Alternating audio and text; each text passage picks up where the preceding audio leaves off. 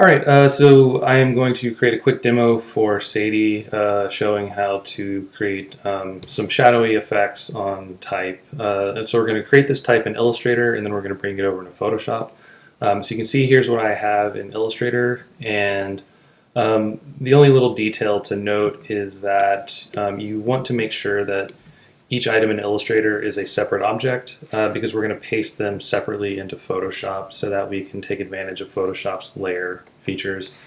If for instance, this yellow stroke was on the same object as this blue shape, then we couldn't handle them separately in Photoshop. So we do want to just break apart those shapes a little bit first in Illustrator. And then once we've done that, then you can paste them over one by one into Photoshop. So I've already done that. So you can see when we go over into Photoshop, I have a layered file, and each of these objects is now on its own separate layer. Sorry, its own separate layer. So that will allow us to take advantage of, like I said, different layer effects that so we can apply those independently. First thing I'm going to do is for this yellow stroke, I'm going to add a drop shadow. So I'm just using that with the by adding an effects layer. I've already kind of preset this to get the amount of like shadow that I'd like. You can play with these numbers and customize them in whatever way you want. One little thing to note is that for the shadow, I did add noise.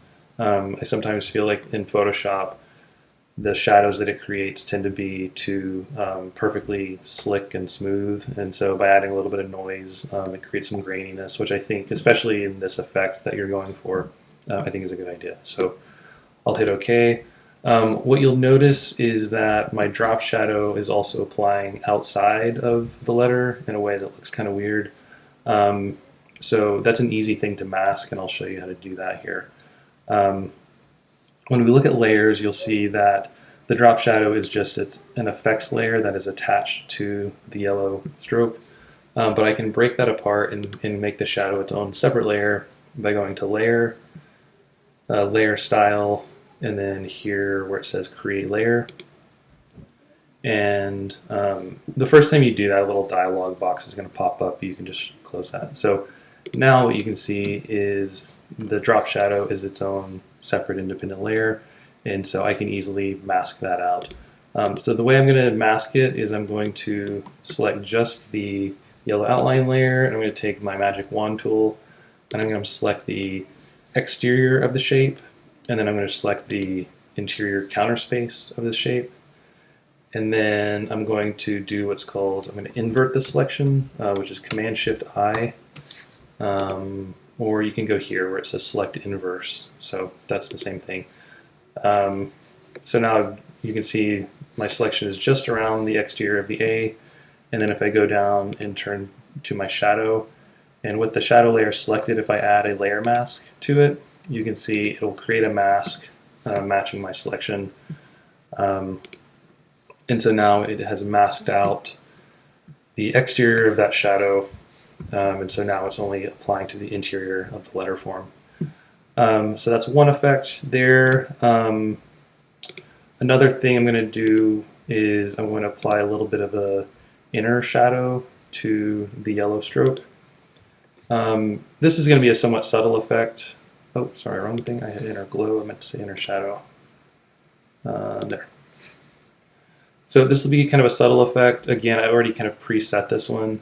But if I make it really dark, you can just see it's applying a little bit of a shadow to the edges of this yellow stroke.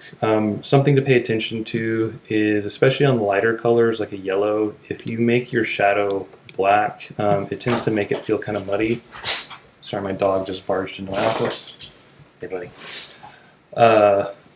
So yeah, black shadow can be kind of a little harsh, and I find that instead of going black, if you choose a brown or basically a darker version of whatever color you're using, it's going to have a subtler effect. I think it's a little bit nicer. So in this case, so because it's yellow, I'm just going to use a brown color here.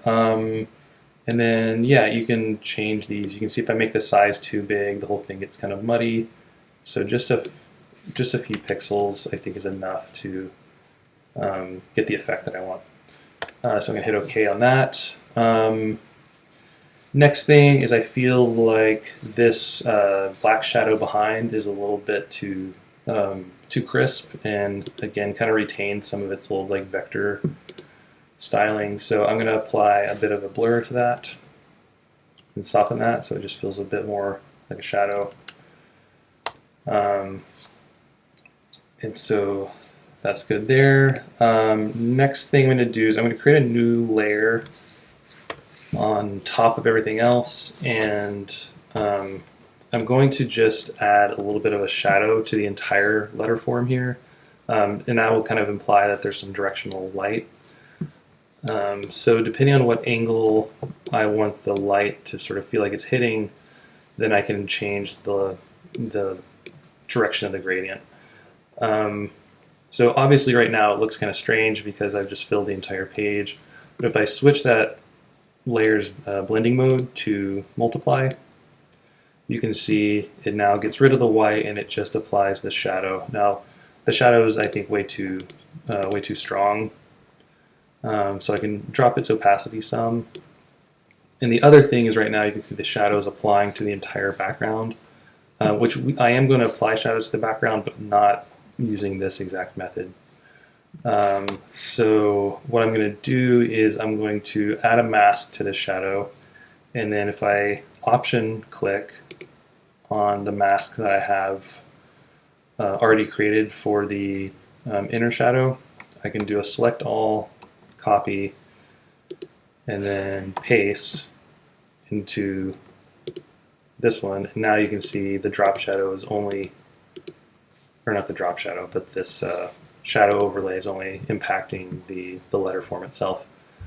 And then again, you can kind of change the opacity and get that to the amount that you want. So the last couple things we're going to do, I'm going to create a new layer here just above the background, and for that I'm going to create kind of a vignetting like shadow effect on the back. I'm going to do a couple of quick steps here. So one, I'm going to use my guides to find the center point of the page. You'll notice your guides will snap to the center. And then I'm going to use the elliptical marquee tool, and then I'm going to set my feather to, I've set it to 150, you could do 200, you can kind of play around with whatever amount you think is going to work, but essentially that's going to create a selection that is a blurred selection. If I place my cursor dead center of the page and hold Option, that'll allow me to make a selection that is radiating kind of from that center point. And then again, I'm going to do that select inverse thing. So you can see before I select the inverse, I'm actually selecting the middle, and then when I select it, when I switch it to inverse, now I'm selecting the exterior of this. So on that blank layer that I had just created, I can now choose a shadow color. And again, I'm going to choose kind of a darker version of this red. I'm being kind of quick about this, so you can be a little more careful about how you choose that color. We could even actually, this might be a better way to go, we could apply a fill layer. The fill layer is probably actually the smarter way to go because it's editable. And then we can choose some darker color here. But you can see what that feathered selection did. That's the mask it used to create this fill layer. So yeah, so it's giving this kind of almost as though there's a spotlight effect on the letter that's creating that shadow there. And so that's, I think, working pretty well. Very last step I'm going to do is I'm going to apply some grain effect to everything, to all the layers. So just under filter gallery, if you go here to grain, you can play with these numbers. Again, I've already kind of set these, so just go through layer by layer and just apply the same thing.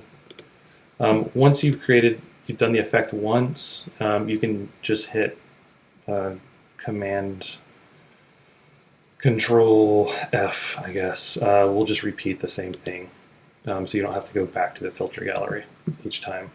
That's actually hitting a little too strong, so I'm going to edit that a little bit. And you can drop the intensity because I feel like that's a little too much. I'm going to apply it to my background here. And then I could even apply it inside of this mask if I wanted to.